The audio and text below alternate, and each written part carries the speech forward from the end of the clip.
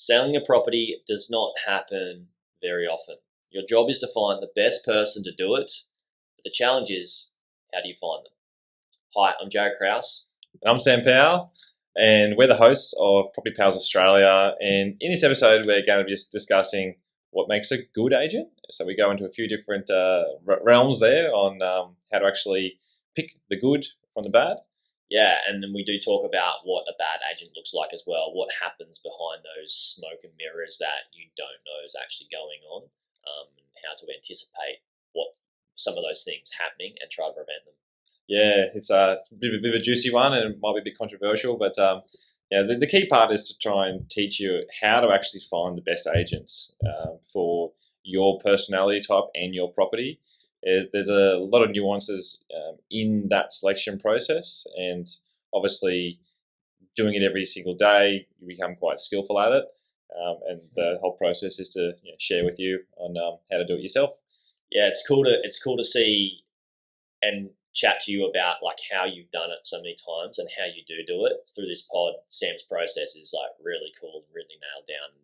What he knows is awesome, and you can go away and do this for yourself, or we've got a way that you can get some help in doing it as well. But yeah, enjoy the pod, and we'll see you on the inside.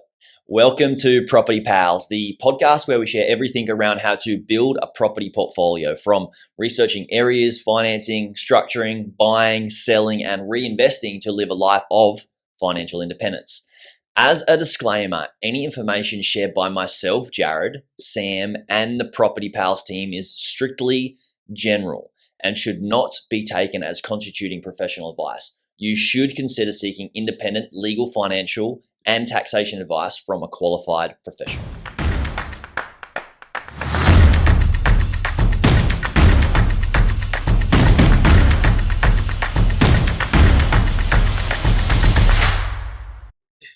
All right, Sam's got a bone to pick here. Oh, yeah, we're recording. You ready? How's your hair?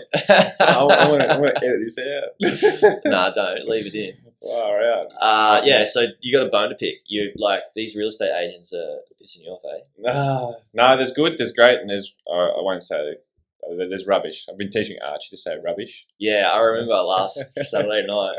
Well, that's rubbish. And Archie is Sam's son, by the way. Yeah, guys. He's my oldest son, and that's what I wanted to talk about today. Is a big part of people's property journey is obviously selling, and that's a big part of what I help people do as well, is how to find the best agent to sell their property. And as we all know, there's a lot of agents, sales agents in Australia. It's I think it's like there's like the trust levels of real estate agents is 5% of the population trust them. So only 5% of Aussies trust real estate agents. Yeah, I think they're just over politicians or under politicians. I'm probably one of those in the 95% basket of not trusting him as well. Yeah, well, then that's why I wanted to just go, look, here's the warts and all from, a person who's been in the industry for 10 plus years, dealing with sales agents and buyers agents, being a buyers agent myself. But a big part is helping our clients find the best agent for their property. And it's because you're selling a property Australians buy every 11 years, so on average they're selling every 11 years. They don't really understand how to find the best agent, and you do get caught up where there's the classic feeling of, I see their signs everywhere, so they must be really good. Well, no, there could be volume agents that just are pumping through it, give poor customer service, and you don't.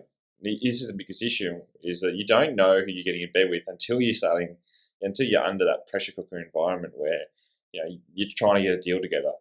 Don't lose sight of the fact that the sales agent, yes, they're working for you, you're paying them, but they don't get paid if you don't sell the house. Sounds like we have a right to not trust them. So yeah, I mean, when you think about somebody that's like, all right, see their signs everywhere, all right, they must be good, but it could be catch-22. Like, are they good, or are they just doing massive volume? And with that massive volume, you're just in the conveyor belt and whatever. Like, next, let's just sell this property for lesser, or try and make more, or whatever it is. So I don't know if we've probably we've shared the story about one of our best mates' parents having an ordeal with trying to sell a property with the seller's agent, real estate broker that was just no good. So we could either unpack that or we could go into some other examples. But we're talking about how the right real estate agent can actually save you time and money. So how do they, break it down? Because in this, we're going to learn like what a crappy agent does, as well as what compared to a good agent. So let's just the good, the bad, and then how to find them. Right, that's what we're going to cover here. So let's start off. What makes a good real estate agent? Well, you need to have experience. The art of negotiation is a key part of why you're employing these people. And if they're doing it every single day, they're much more efficient at it than what you are. But the experience does teach you a lot. So there's the people that come into the industry, they're fresh into it, and they might drop their commission rates, which could be attractive to people. But the good people know their worth. So understanding that and working with those people are the ones that they've done it so many times. They understand the process, and that's how they're going to save you time. In that they know every single step, and they're going to help guide you through that step of getting your house ready, listing it, and give you that more confidence, and reduces the stress on your end. In regards to saving the money, well, it's more of giving you more in your back pocket. So if you're so hell-bent on paying the lowest commission rate, then you're also, you might be running into that factor, well, I'd rather pay someone a higher commission rate and get a much higher sale price, because it might cost me an extra few $1,000s to pay them. However, if they can make me that $10,000-$20,000 extra, you'd pay it every day of the week, right? What's an extra $3,000 to make an extra $10,000? You're going to get $7,000 in your bank account. It may, for somebody's like, oh, I'm going to pay an extra $3,000 and I'm only going to make $7,000. Is that worth it? Like, yes. Even if you were to spend an extra $9,000 and made $10,000 extra, you're going to get $1,000 in your back pocket. Like, think about it that way. The hard part is though, it's just that perceived, you don't know what the future really holds. Like, you sign the contract with the agent to become your exclusive listing agent, and they can promise you the world, but you don't know their delivery. And that's where doing the research on how to find these people is really key. So I want to come to the fine. Sorry for butting in, but I guess when I just spoke about like, all right, if I'm going to spend $9,000, I'm going to make $10,000. I'm going to get extra grand in my pocket. When I say this, I'm saying it from the position and of me not caring, like not being attached. And that's a big thing when people are selling a property they've held for 10, 11 years, like, oh, I'm attached to a certain price. I'm attached to getting the most amount of money. Yeah, of course you want that, but let the professionals do the work. First find them and let the professionals do the work and be less attached to the outcome, because, what do you think about that? Yeah, it's hard to remove emotion when you're talking about hundreds of thousands, millions of dollars. I get that. But if you can, it's what helps is actually finding, knowing you've got the best agent for your property to sell, because then you can step back and go, I've done all my due diligence, all my research.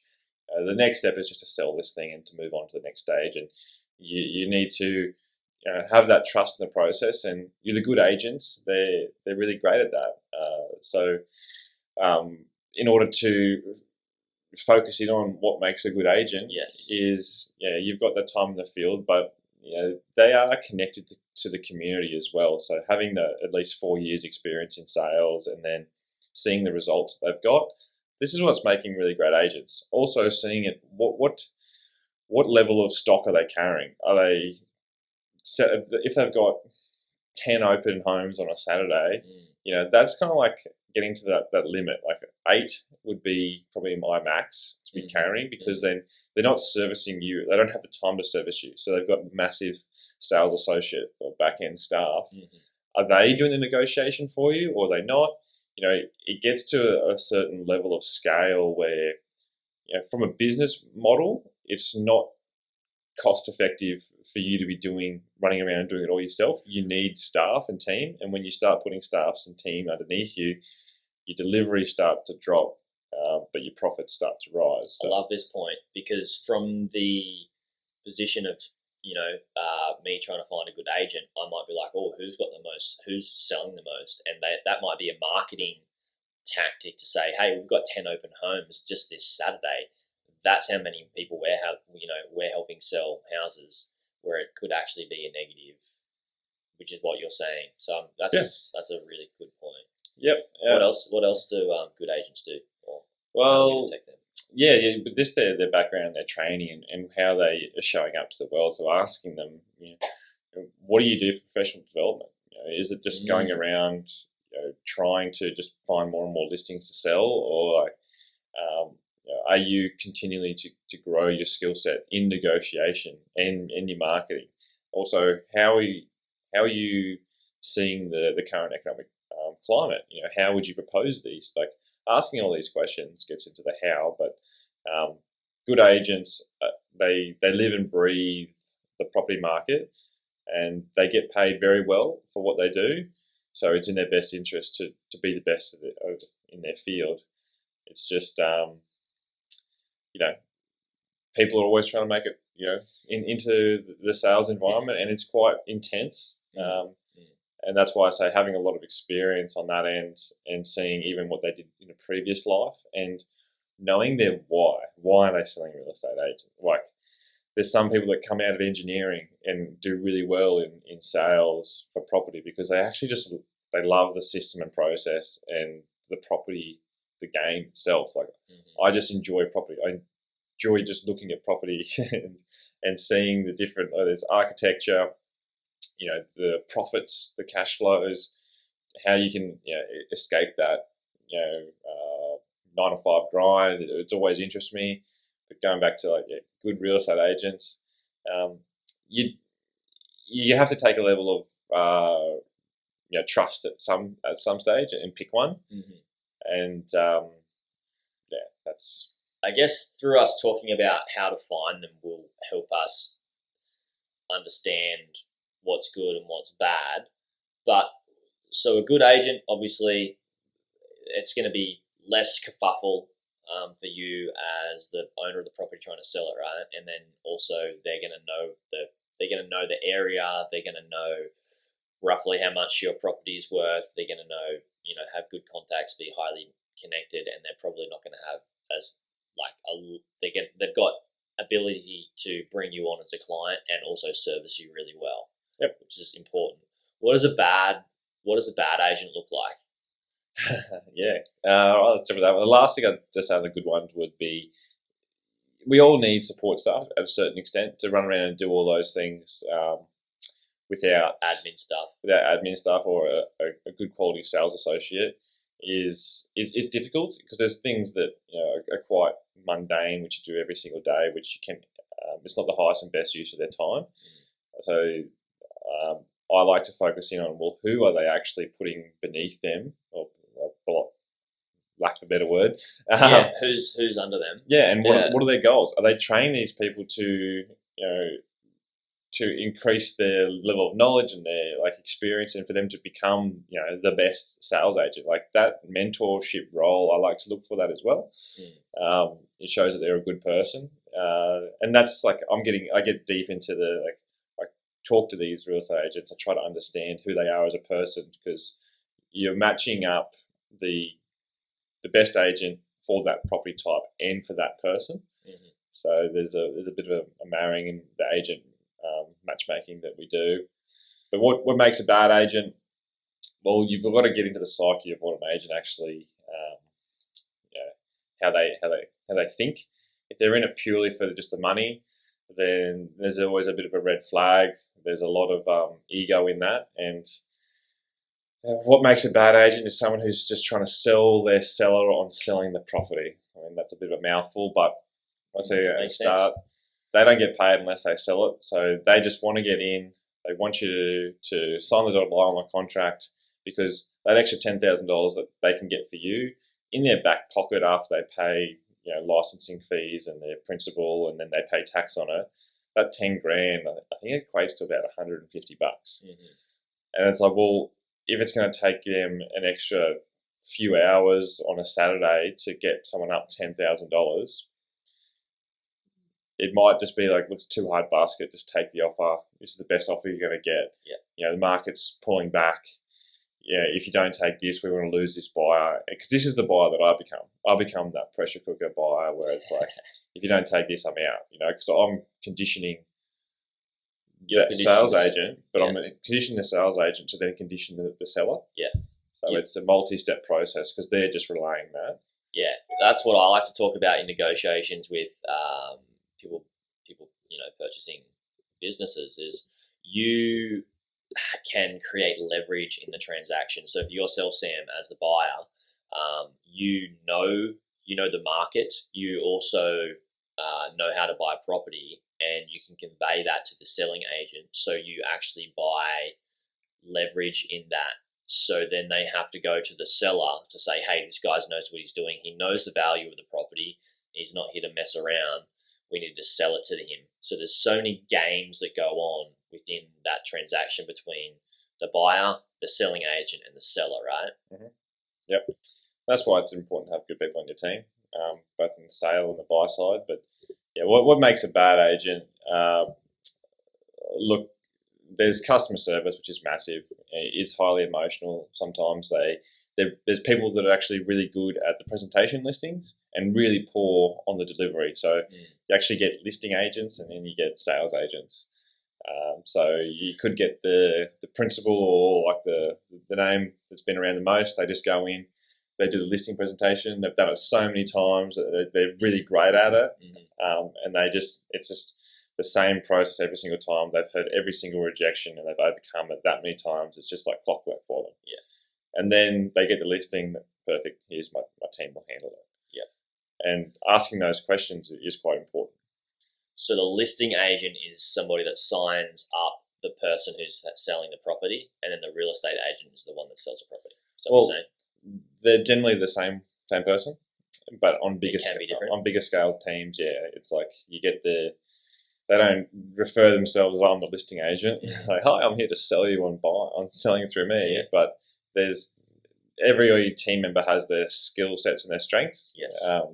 And like even in anything, it's like, well, if you've been doing it long enough, it might get to a point where you're like, well, my highest and best use as the principal of this business is to not be going to open homes 10 times on a Saturday. It's to be running the sales team to do it. So knowing that, the person that you are selling through and listing and signing up with is the person who's going to be actually doing the whole negotiation and the open homes. Yeah, it's a really key question to ask. Yeah, but bad things with real estate agents. Keeping on topic. Let's pick this bone. Let's just lay it out for us. Why do they suck? Why do so many real estate agents suck? Because it's all there's a lot of smoke and mirrors in property, right? Like, it's just a negotiation where people don't like car salesmen, people don't like real estate agents. It's because they don't tell you what you want to know, or what's going on behind the scenes. Yeah. So tell us about that. From the seller's side, they could have like a relationship with the potential buyer. They might come in at an inflated expectation to buy the listing.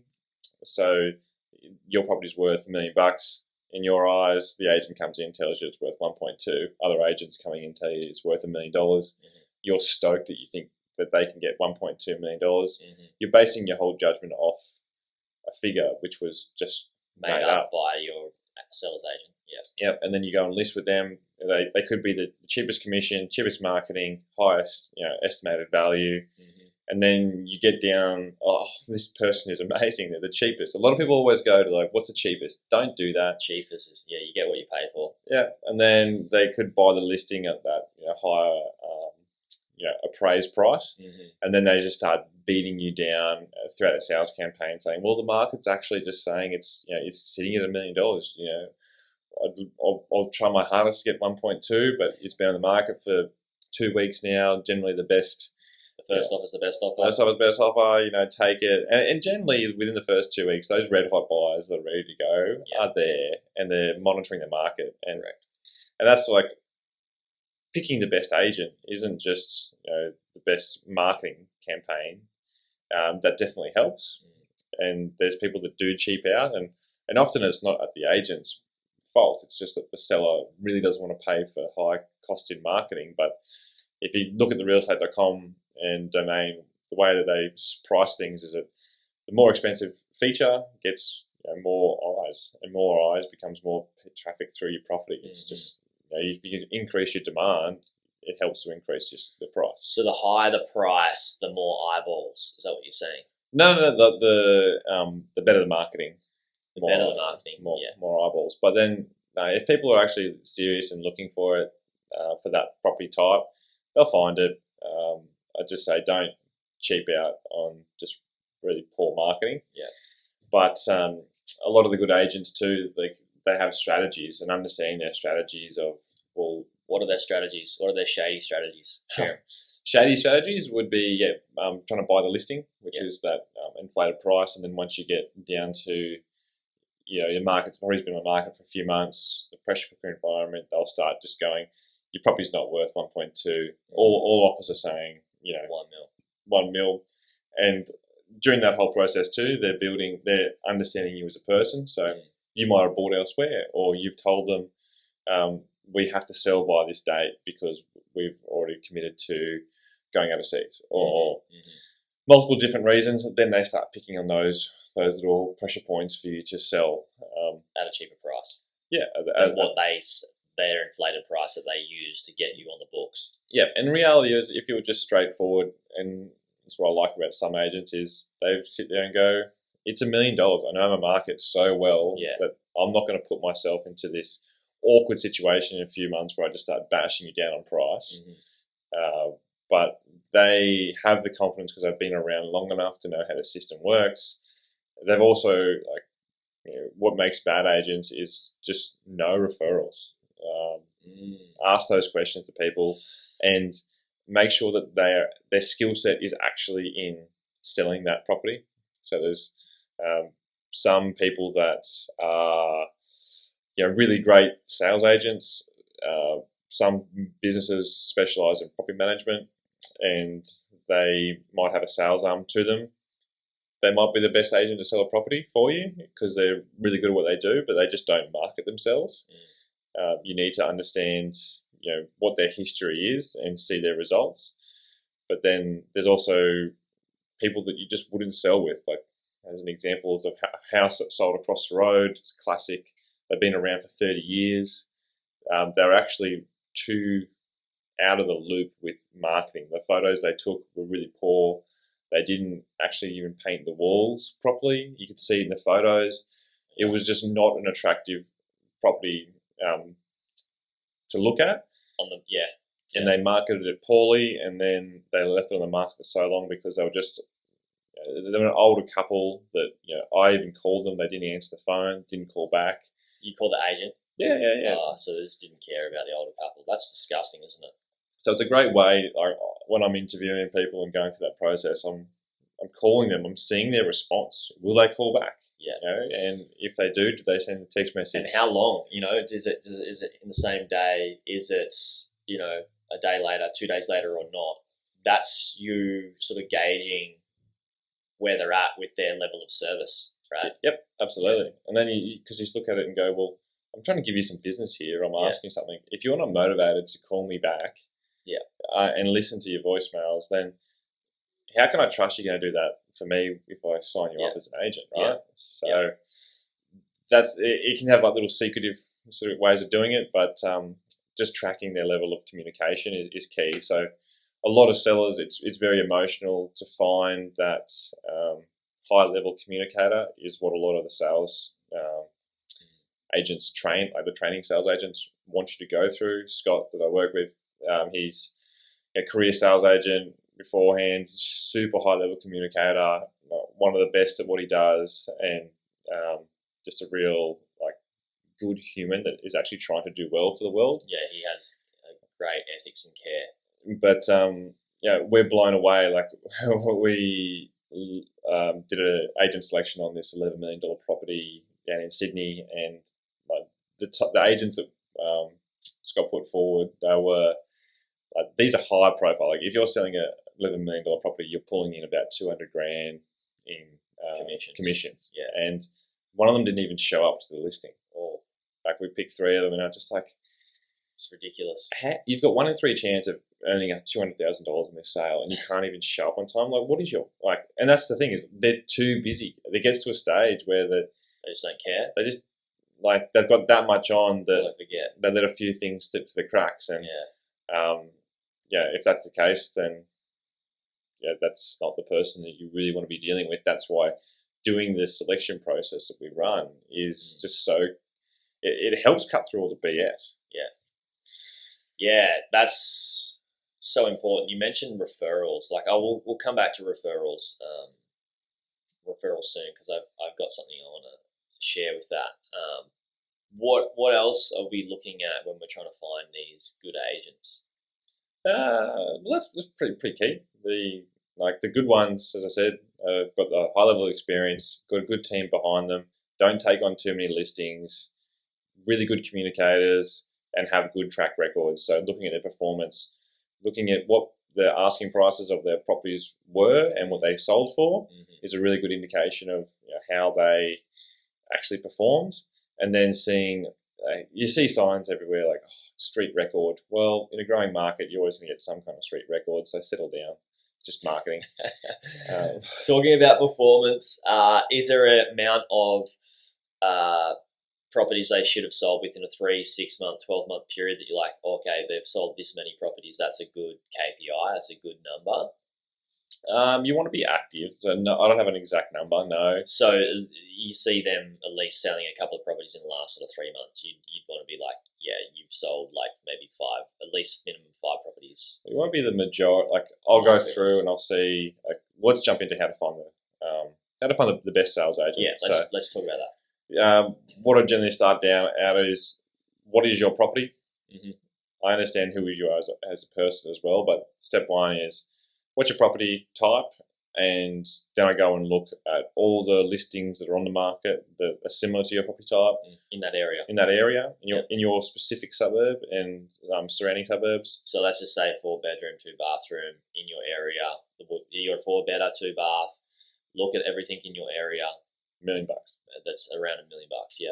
And that's the big skill set of obviously valuation and the background that we have is that we can help people go, well, we actually analyse it ourselves. We know what it's worth first before you actually go and speak to an agent. Yep. Realistically, you should be looking around this. We haven't gone through and seen it, obviously, and everything's subjective, but it's good to sort of get that base ground of, okay, it's around this, and then everyone's got an opinion on what their property's worth. If you don't, then you're probably one of the 1% that you're just cruising through, because a lot of people, they get confidence in knowing what their property's worth, because it adds to their ego in a way, or their decision-making process in life, because they know what their assets are worth. So go through and see, well, what's it worth? What other properties are on the market that are similar? And then I go through and see what other properties have sold that are similar, and who are the agents that are coming out the most that are showing that that experience of that asset type, because they're the ones that also, if they've sold a number of properties over the last 3 to 6 months of that property type, they've already got that conveyor belt of buyers that have missed out. There might be 10 buyers on a property, but only 1 actually gets it. Yeah. So I like seeing all that, and then you delve deeper into all right, okay, cool. How many listings are you carrying at the moment? What's the size of your team? And are you the listing agent and the sales agent? Yep. And they'll always say yes, but you can actually go, like on realestate.com, if you scroll down on the agent's profile, you can see what properties are actually selling. So you can actually count them. It's not like rocket science. Some of them they might hold for a longer period of time, and it's not as time intensive. So if they might have a $5 million property, and it's kind of a real boutique-y asset, which it might be more of a 6 to 12 month sale period, and they understand that. So, and then you've got other, different property types have different time frames. Yeah. But that's sort of the key part, and then going that extra layer into communication and stuff. Oh, yeah. You're vibing that through the interview process that we run, but also the level of all the properties that you've sold. Let's go have a look at them. What were they? How many days on market? Days on market. What were they asking? What did it end up going for? And then going further into, if you can, you're in that local community, who's sold through them before, and even going into a point of calling other competing agents and asking, hey, looking at Mrs. Smith from XYZ Real Estate. Yeah. What I love to do is to pair 3 top agents in there, and for that property part in that area to go in and pitch for the listing. But I also like to let them know who they're competing against to hear what they've got to say. Some people, talk really poorly of them. I don't take that, whether it's a good or a bad thing. It could be a reflection on their personality that they have to say something negative about their competition. I actually am more of a, if someone says, oh, they're really good too, good choice. That's a better sign for me. Yeah. But yeah, there's multiple layers that you go through, and they're the key layers that I look at. So there's probably 4 there, right? That you do, and then you go through the interview process. You understand who they are. Do they match with the person who's actually asking me to do this selection process for them? And then putting them in front of the person for them to decide, because that's the relationship. Yeah. They're having a 90-day exclusive listing. They're going to have to build a relationship with that person through those 90 days to sell that. So you did this, and you've done this for a mate of ours. I'm sure you've done it for many more than I know. Yeah. So are we able to just give this, share this service with people now? I guess let's talk about, I think I know a little bit about it, but it sounds like it costs this agent selection. So say, for example, I got a property for sale, and it's around, I think it's a 4-bedder, 2-bath, around $1 million. I come to you, Sam, and can you help me find the best person to sell it? And you say, yeah. You don't charge me a fee for that. How does that work? Is it because for Jesse, he didn't get charged a fee, but you found him the best agent that sold his property for the highest price, and then how that, for the service that you ran, all the work, because it's a bit of work of you calling around, speaking to agents and referring 3 different agents to me who's wanting to buy the property, and then I work out who I want. That's a solid service. A fair bit of work goes into it.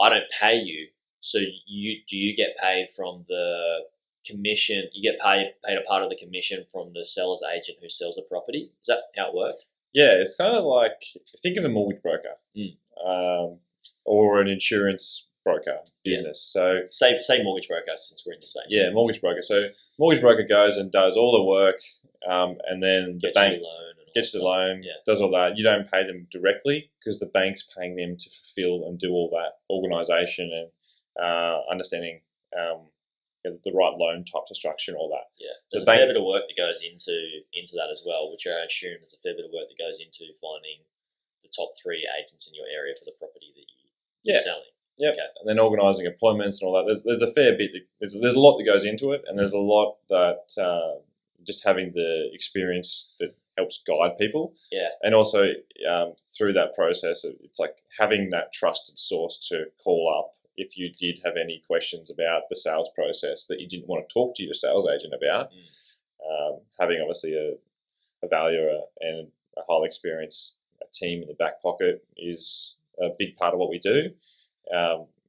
In order to do that in the best way possible, there's the agents charge you the sales commission, and we just work on the industry standard referral fee, where we take a small referral fee to basically introduce you as the seller to these agents. And the agents, they've got a 1 in 3 chance of securing the listing, and they obviously understand that without us they wouldn't have that, and we make the process a lot easier and simpler for them. And it's in their best interest to work with us, because without it they don't have that they won't have the listing, but they don't have to do any marketing to acquire that client.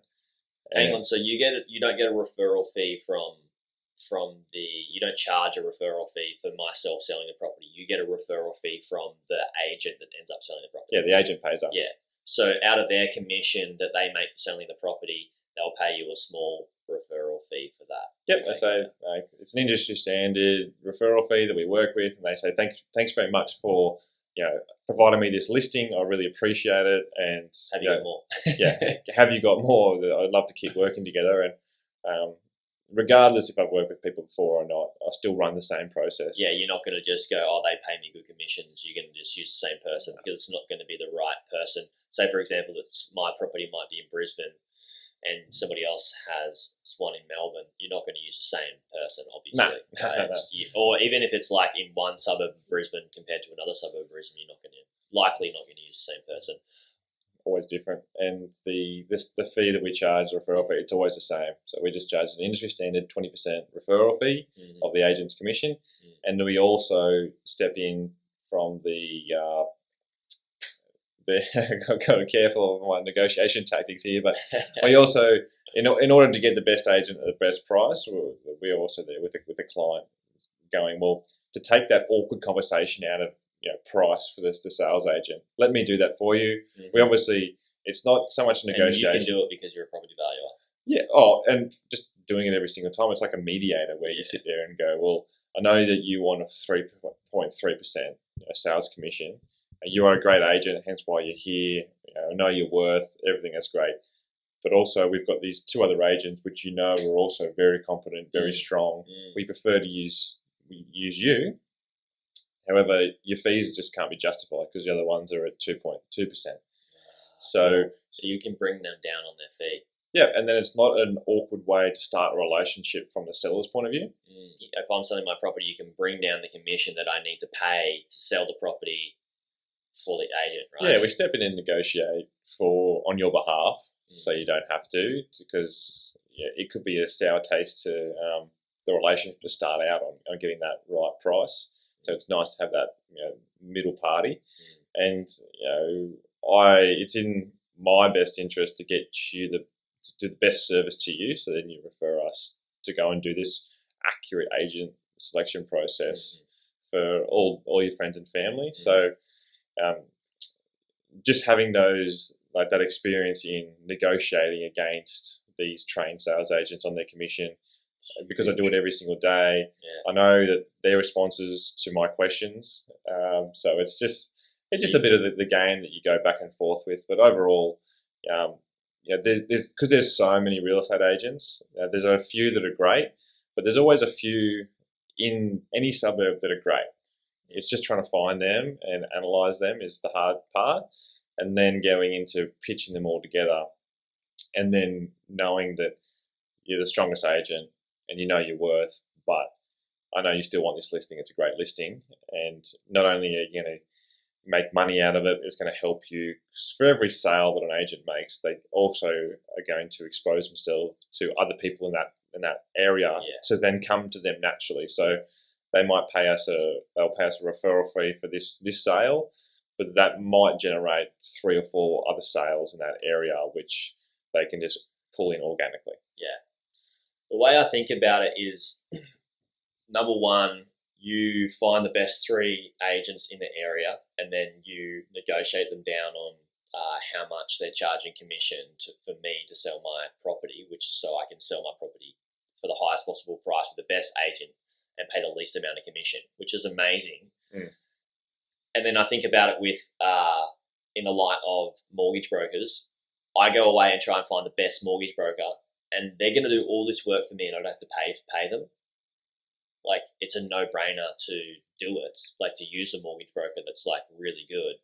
So I'm like itching at the bit to like help people understand how can, what link do we give them to go to, or how do they use you to do this to sell their property?